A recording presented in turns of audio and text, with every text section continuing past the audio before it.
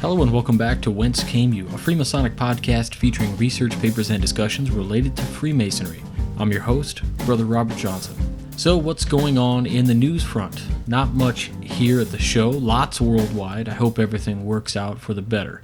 Switching gears a bit, I'm about halfway done with the Master Craftsman exam number 4, and I have to announce that I have a new niece. She was born last Tuesday, so I think if I count right, I have 18 nieces and nephews. It's getting kind of crazy. Anyway, back to Freemasonry.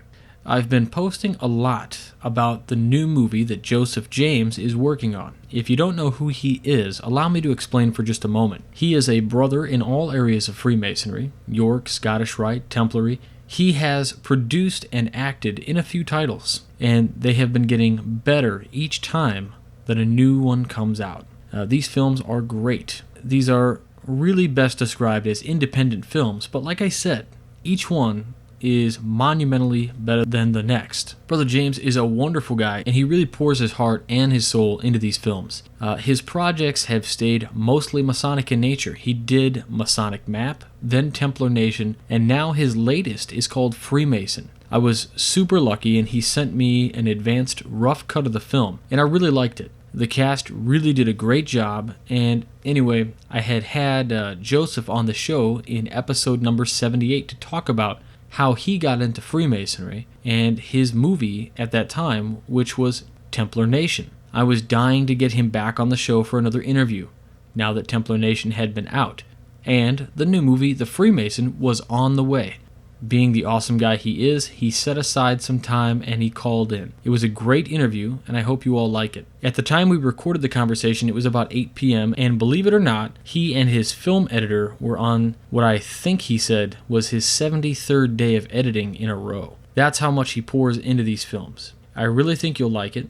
Sean Astin loved it so much that he basically made it a priority and asked for a producer credit as well. I should backtrack a bit and say that Sean Astin is one of the stars of the movie. So I think that that shows you just how cool this film is going to be. I don't want to bore you with any more of my rambling, so here it is, our latest interview with Brother Joseph James, director, producer, and actor.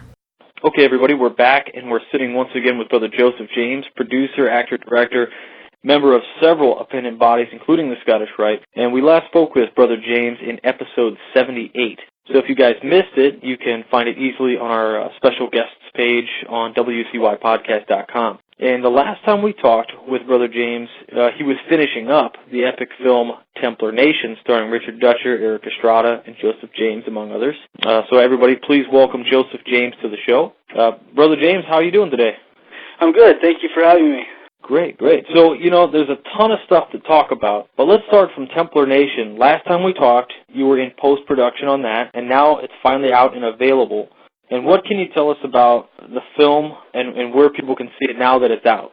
Yeah, well, Templar Nation was released on July 23rd, and it's available all over the country. Blockbuster has it in almost every store, and you can also buy it from their website. Places like Barnes & Noble, Best Buy, Walmart, Target, they all have it on their website, and some of them have it in the stores as well. So you just get online and there's probably 20 different places where it can be purchased, but probably the easiest would be Blockbuster or Amazon or one of the stores like that, or Target would be great. Cool. Well, what we'll do is we'll make sure that we have anybody listening, you can certainly find links to Templar Nation. We're going to put the website links for that out as well, and you could follow those links back to either Amazon or Target or wherever we link it to. The new movie, The Freemason, and it stars Sean Astin, Richard Dutcher, Randy Wayne, Alex McKenna, and of course yourself. You play a guy named Jericho Black. And Jericho Beck. Jericho Beck. My apologies. Yes. Yeah. And so in our last interview, you had alluded to the next project, which you were very excited about, and it was no doubt this new film, Freemason. So how was it filming with this new cast? Yeah, well, it was incredible. I mean, Templar Nation was an incredible film, primarily about the Templars.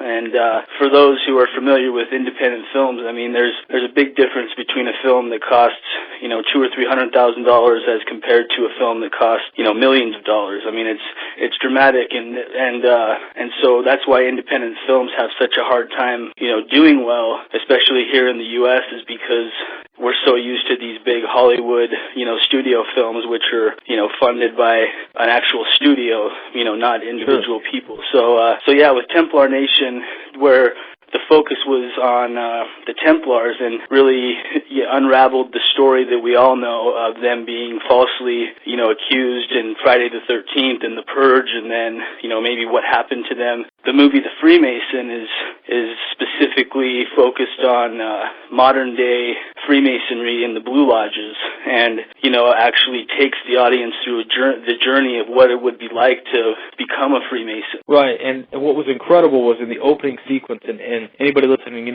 I got to see a few scenes of the movie and kind of a rough cut that Joseph had sent me. Amazing movie. In the opening sequence, it is so dramatic, and any brothers who have gone through the degrees, you're going to feel like that same kind of excitement that you kind of felt when you first walked into a lodge, and it was just incredible. And you got Alan Johnson to write this one, and as a brother myself watching the film, I was a little concerned about what was going to be divulged, but you guys did such a great job using a little artistic license and keeping things fresh and maintaining the symbolism and conveying ideas, and without giving anything away in the actual real craft. I have to ask, is Alan Johnson, is he a brother as well or no? He's not, but he did a lot of research and is pretty familiar with everything, mostly because of the research he did on Templar Nation. I mean, when I hired him to write Templar Nation, he knew probably as much as your average person, maybe a little bit more, but after all the research and learning more of the history which was applied to Templar Nation, I then had him buy the book Freemasonry for Dummies and Born in Blood and other books that applied more towards the first, second, and third degrees, and what it means to be a Master Mason, and the details of Hiram Abiff and how Hiram Abiff fits into the whole thing, because that's one of the Blue Lodge's best-kept secrets, I think, is how important Hiram Abiff is, and in the Freemason, that becomes one of the focal points to where people who know about the degrees will see all the connections and all the symbolism, and even people who don't will at least understand that there is some sort of symbolic person named Hiram Abiff who we as Freemasons try to emulate.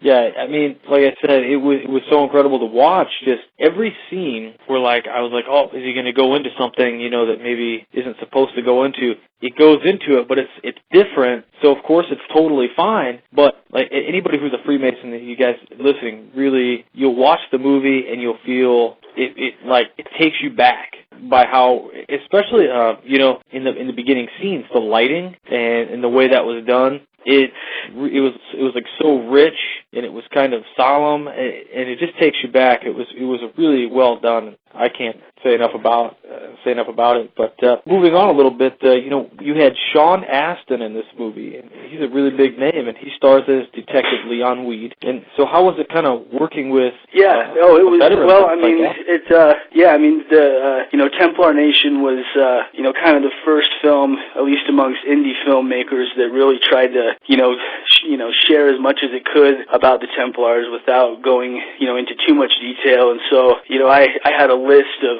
people who I was trying to get to star in the Freemason, and Sean was at the top of the list, and almost unattainable because of his status of being Patty Duke's son and growing up in Hollywood. I mean, he was the star of The Goonies, which was one of the biggest films of all time, and then of course Lord of the Rings. He plays Samwise Gamgee, where that's one of the most successful franchises of all time. So he is one of those rare actors who has just done it his whole life and still stayed down to earth and just is a good person. And we had some other people who were interested, and we were just a couple weeks away from shooting, and I really, really wanted him, and I got his agent to ask him to read the script. And he read the script over the weekend, so he got it on a Friday, and on Monday morning they called me and said he wanted to do the movie. And I couldn't believe it. I mean, it was shocking. And I later found out that one of the reasons is because I think it's his wife's dad was a Freemason, if I remember correctly. There was somebody in his family who was a Freemason, and there was actually a time where he was thinking about joining. And he got a degree in English from UCLA, and he had to write a paper about the Freemasons as well. So he really knew quite a bit about it, and I think that he saw how special the script was and how unique it was, because my goal with the script, you know, along with Alan, was to write a movie that is as close to, you know, how it would be for somebody joining Masonry as possible without giving away the passwords or the tokens or things like that. Sure. So we tried to get right there on the edge, but, you know, not go too far. And so it was just incredible working with him. I've never learned so much in a 3-week period, and he's also been involved in the editing, and he's excited to have it come out, and he's actually jumped on as an executive producer. He asked me if he could have an executive producer credit because he's so proud of the film, and so, you know, here we are, and should be done about 2 or 3 months. Yeah, I was blown away. You know, fan of independent movies myself, because a lot of times, you know, when I was a kid, I used to watch movies with my grandfather, and we would sit back and forth, and we would watch a lot of movies and stuff, and always going to see these big blockbuster movies. And every once in a while, there'd be a movie that was an independent movie that a big name guy did. And, you know, of course, when I was a kid, I didn't appreciate it much, and as more an adult, I see what my grandpa was doing. You know, he was showing me there's more than effects. There's a real story. You know, and that's what really kind of drew me in. This movie has both. You know, it's got a good effects, it's got a story, an unbelievable story. I mean, it's great. You know, and after doing a film called The Freemason, produced by a Freemason yourself, you know, you think Sean Astin has any inclination of maybe becoming a member of the Freemasons anytime soon?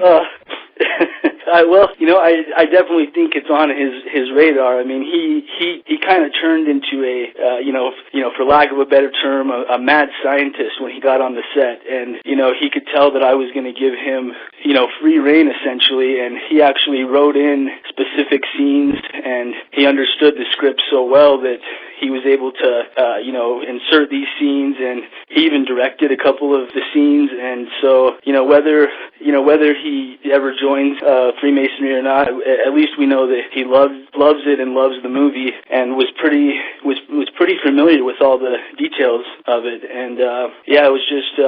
I think it was a humbling experience for everybody. There was about 55 people that worked on the movie, and, you know, we learned so much from him. So at the very least, I think that he'll help increase the public awareness a lot more, you know, than the average Mason, you know, could. So we'll see what happens. Definitely, yeah. I can see it now, you know, maybe 5-6 years down the road, if he's got time, he could be one of the gents who gets maybe the at-site honors or something like that. But very cool. You know, something I was gonna mention, and I was talking to anybody listening. You know, I was talking to Brother Joseph before we started recording, and I had mentioned that something that's kind of rare in a good movie that captivates you on a mystery level. Very rare in those movies would be sometimes some humor thrown in. And I laughed at some of the little one-liners and stuff made by Sean Astin's character. Was any of that improv? Actually, a lot of it was. We would do 2 or 3 takes, and, you know, just kind of let him do what he wanted, or he would actually be telling other people to improv things. And the movie actually turned out quite a bit different than the original script.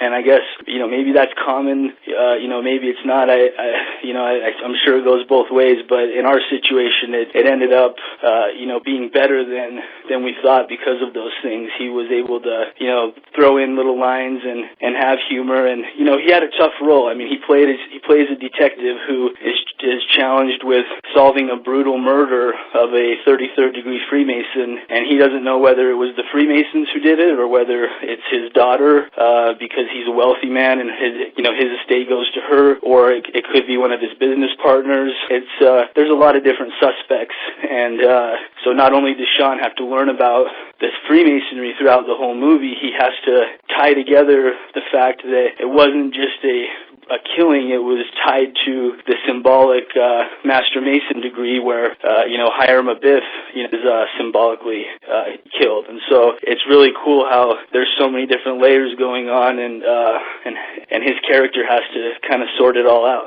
Yeah, it was great. One of the scenes, there's two or three that strike me, but in the beginning, there wasn't even a joke said. And he just gave a look on camera and just muttered something off to the side. And I had to snicker at it. It was just like he was really good in the part of the detective, and I loved it. But let me ask you about Richard Dutcher. He was in Templar Nation, fabulous job, and he came off in this movie just as amazing as always. And in the opening, I was mentioning that of the version that I was able to see, he's giving a little lecture to the lodge, and he did it so well. And that whole sequence, the lighting and everything, it was so perfect. It really brought me, it made me remember my first degree in Freemasonry. But Dutcher really brought it through, and he did so incredible. The drama he had and the way he commanded the bits of the lecture so well. It really brought me back to my first degree. Does he dive just as hard into, say, researching things on the Masonic level? Is he in any way affiliated with fraternity? Oh yeah, well he's read a lot about it. He's not actually a Mason, but I would say that he knows probably as much as most Masons, with aside from not being through the degrees. Right. And he when we were trying to cast the Grand Master, we had lots of options, and there was something about him, not just his experience, but he had that commanding ability that you just described, and he reminded me of the dozens of masters that I remember visiting, lodges and seeing masters and having, masters of my own lodges. He just had that presence about him that I think,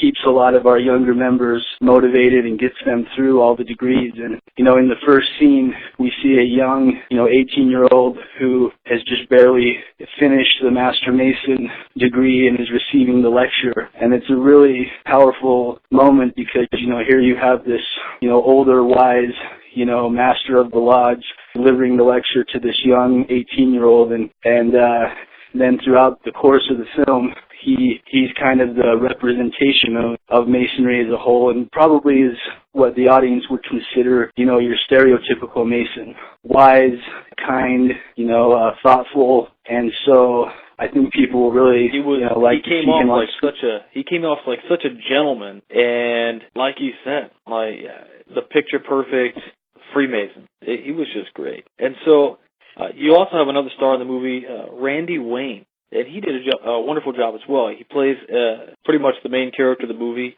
He is an eccentric writer and just wonderful. He did such a good job as well. Yeah, he's an investigative journalist he's hired by the wealthy Freemason's daughter to help solve the crime because she's worried that the police don't have the manpower or the motivation to really solve it. So she basically freelances him out, and pays him $200,000 to start investigating this. And so it's really cool because the audience, especially people who aren't Masons, really get to see the movie through his point of view, and that is somebody who knows nothing about Freemasonry, and by the end of the movie, he's a Freemason. And so we take the audience through the journey of him learning about what it is, meeting the members, and then ultimately, towards the end, deciding on his own that he wants to be a part of it. And we have a scene where he gets initiated, where we show as much as we can without going too far. But it's one of the most amazing moments in the movie, and we hope that globally people can see that and say, oh, this is what it means to become a Freemason. There's a process where you have to ask to become one on your own, and then you go through the degrees and receive the lecture, and et cetera. And so hopefully it'll solve a lot of people's questions, and it'll also allow them to feel like they became a Mason, at least while they were watching the movie, if they want to see it through his paradigm. Yeah, it was really great to watch because it takes anybody watching. The way I would see it is the same way. If you're not a Freemason yet, and we've got a lot of brothers out there listening that haven't become Masons yet, but they're interested, I've got guys who are constantly giving me updates of when their first degree is coming. And for those guys listening, the movie does such an incredible job of really bringing you through with him. And if you're a seasoned Mason, you revisit and you remember your first degrees every time you perform a degree for another candidate. But something was a little different with this, because obviously you don't get to see your memories on a screen, but this is the next best thing, and it takes you on this journey. Plus, it's a great story, and the mystery, and it's so deep, and there really is. There's levels to it. It's just incredible. So you're in the movie as well, and you play a brother who is kind of an adept in his own right, and he has a little bit of a flair for being a tough guy, and you seem like such a nice guy. So was that kind of a hard transition to make? Because in the movie, you're introduced and they kind of introduce you as like this tough guy. But then toward the end of the movie, you really see that he's not so tough as he is stern, and he is all in on Freemasonry. Yeah, it was tough. I mean, it was tough to be on screen with people like Richard, Randy, and Sean, who are just incredible. So just being able to perform and at their level was tough. But yeah, the character that Alan wrote, I had him write the character of Jericho Beck, because I think that Jericho Beck is the Freemason that I would always hope to be, or that probably a lot of other brothers would hope to be or have around. I mean, he's the one who joined when he was young.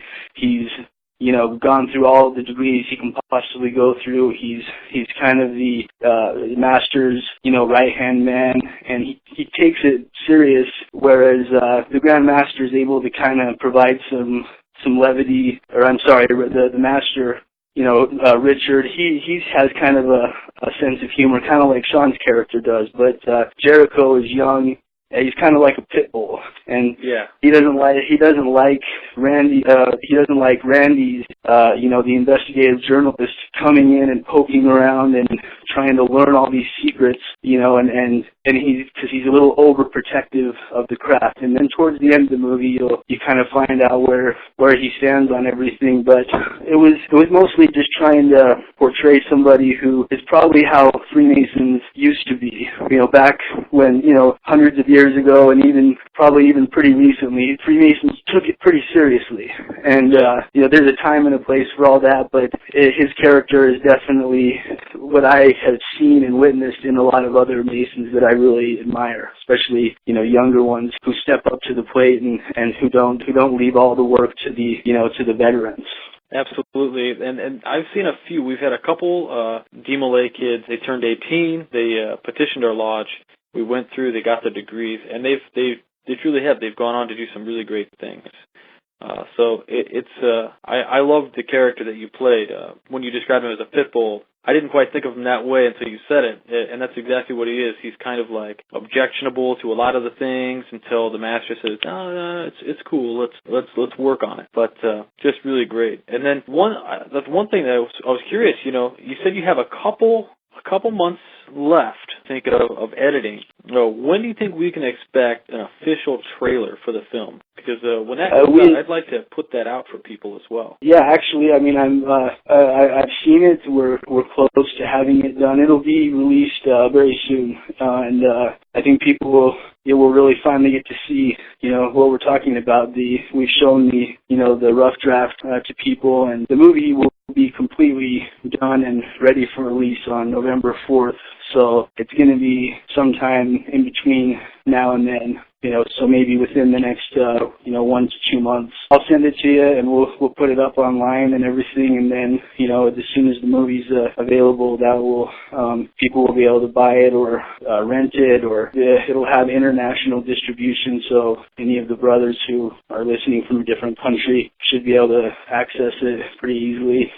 Yeah, we've got quite a big following, of course. I mean, in the United States, but also in Canada, and we've got a sizable listenership in the UK, and as well, we've got some huge fans down in Australia, and I know they'd love to see this kind of movie as well. And I know we're all super excited to see the final cut. Like I said, the version that you sent me, and I first watched the first half, and then I got to see the second half, and I wanted to watch it with my wife so she could see it, because I was trying to kind of explain it to her, and she sounds even excited about it, and so it looks really good. And I know when you were finishing up Templar Nation, you had already had the Freemason in the queue as your next project. Without giving anything away, is there another project that you're already kind of queuing up yet, or are you still kind of really focused energy right now on the Freemason? Yeah, I mean, with, I guess what I've learned just recently is that, in order to continue to put out films, you really have to plan,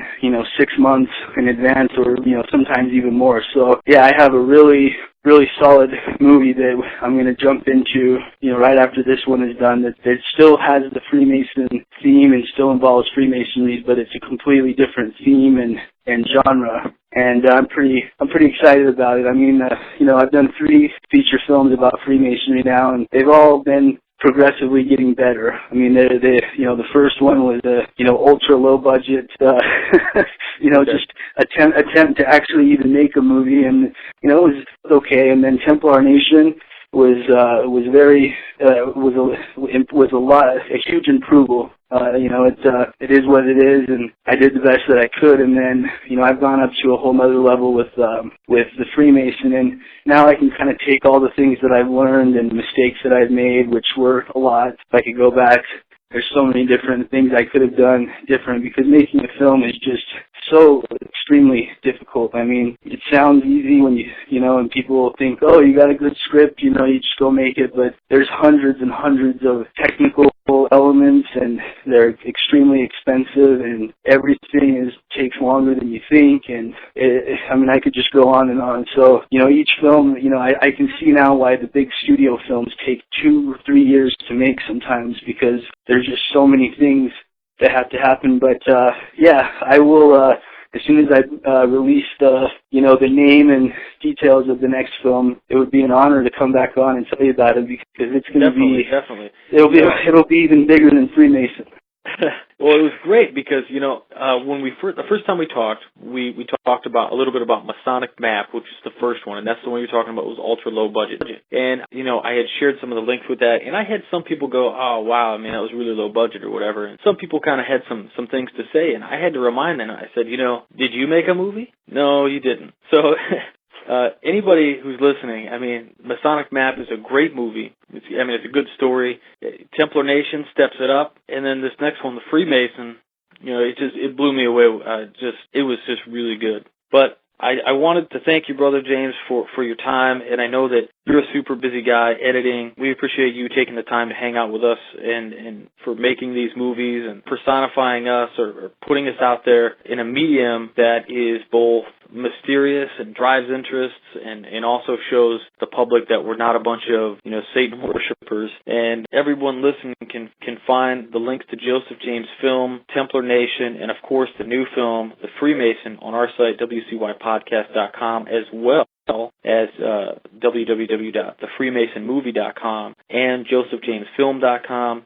And you can follow Joseph James Films on Twitter at Joseph James News. And is there any other places that we can also find you, brother? No, I think you covered it. The Facebook page for the Freemason movie, it's just /Freemason movie, or the Freemason movie.